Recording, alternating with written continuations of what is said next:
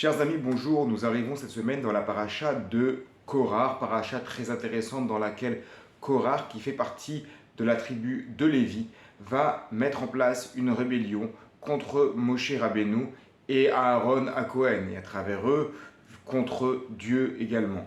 Il y a un midrash très intéressant que nous allons traiter aujourd'hui. Dans ce midrash, la femme de Korah vient le voir et essaye d'attiser le feu pour monter sa colère et pour attiser sa jalousie contre Moshe Rabbeinu. Et elle lui sort notamment l'argument suivant, c'est-à-dire, regarde, lorsqu'il y a eu l'inauguration du temple avec les Lévi'im, il a été demandé que les Lévi'im, donc les gens de la tribu de Lévi qui servent le temple, soient rasés totalement de la tête aux pieds. Alors, toi tu l'as fait et maintenant tu n'es pas beau. De la même manière que tous les autres qui servent le temple ont été rasés de la tête aux pieds, ce qui n'est pas joli. Alors que Moshe Rabbeinu, qui est ton cousin, qui vient lui-même de la descendance des Lévi'im, eh bien lui, il a gardé ses cheveux, il a gardé sa barbe. Donc il y a quelque chose d'inégal entre toi et Moshe Rabbeinu. Pourquoi les Lévi'im devaient-ils se raser complètement? Le Rav Shimshon Raphaël Hirsch rapporte deux raisons. La première, c'est que les Lévi'im étaient les seuls qui n'avaient pas fauté au moment de la faute du veau d'or. Et à partir de là, il leur a été demandé d'exercer la vengeance d'Hachem, donc de s'en prendre physiquement aux autres, à ceux qui avaient fauté. Ainsi, ils étaient en contact avec un mort. Le fait de se raser complètement, cela représente donc une deuxième purification, puisqu'ils ont fait une première purification avec l'aspersion des eaux lustrales, qui était à l'époque de la Torah la manière de se purifier après avoir été en contact avec un mort, et une deuxième purification parce que le fait de se raser, de tout enlever, eh bien ça symbolise un départ, un retour à zéro. D'ailleurs, on le dit à propos d'une conversion au judaïsme, quelqu'un qui se convertit, ger shnit gayer kekatan shnolad dame, quelqu'un qui se convertit, il ressemble à un nouveau-né, parce que le nouveau-né, il n'a pas de cheveux, il n'a pas de poils, il recommence à zéro. Et la deuxième raison, dit le Rav Hirsch, pour laquelle les gens de la tribu de Lévi qui servaient du coup au temple, qui servaient Hachem, devaient se raser totalement, parce que le fait d'enlever les cheveux, d'enlever la barbe, d'enlever les poils, ça symbolisait une annulation totale de soi. Donc il fallait que chacun s'annule, il fallait que tous soient à égalité, tous soient les mêmes pour servir Hachem.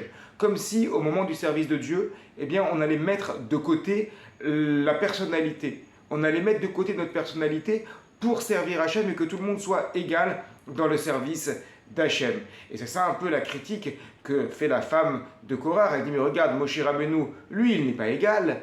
Lui, il a toujours sa barbe, il a toujours ses cheveux. Donc vous tous, finalement, vous n'avez plus de personnalité. On vous oblige à ne plus avoir de personnalité. Vous vous annulez complètement. Vous devenez tous des clones. Ça, c'est pas intéressant. Et c'est ce que Korah va dire à Moshe Rabbeinu. Ça suffit, nous sommes tous égaux. Donc puisque nous sommes tous égaux, pourquoi il y en aurait un qui garde sa barbe et ses cheveux alors que les autres vont être rasés complètement de la tête aux pieds? Donc on voit que dans cette critique-là, il y a une idée par rapport à la manière dont les Lévi'im ont été mis en place, institués pour le service de Dieu, avec ces deux idées que donne le Rav Hirsch, pour se purifier du contact avec le mort, premièrement, et deuxièmement, pour s'annuler complètement pour le service de Dieu. Et on rajoute en même temps cette idée de recommencer quelque chose à zéro à partir du moment où les Lévi'im sont choisis pour le service de Dieu. Eh bien, ils sont comme des nouveau-nés. Ils ne sont plus la même tribu de Lévi, c'est une nouvelle tribu, une tribu de serviteurs d'Hachem.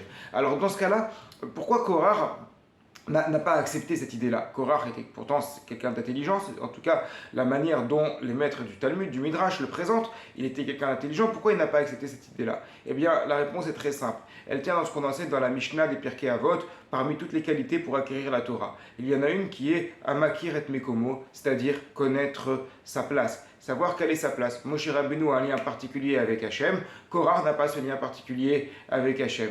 Et la deuxième qualité, c'est Asameach Bechelko, être content de ce que l'on a. Le problème de Korah, qui est malheureusement un problème de notre génération extrêmement fréquent, et j'en parle régulièrement, c'est le problème de ne pas être content de ce que l'on a. Alors que parfois, si on s'arrête, si on regarde autour de nous, si on regarde la manière dont nos vies se déroulent, et on se dit, on regarde autour de nous, on dit, mais comment ça se fait que finalement les choses avancent comme ça, Baruch Hashem, Hashem il est là autour de nous, et il nous fait plein de petits miracles cachés à longueur de temps. Donc pour ne pas tomber dans le travers de Korach, Amakir et Mekomo, connaître sa place, Asamear Bechelko, être content de ce que l'on a dans la vie. Shabbat Shalom à toutes et à tous.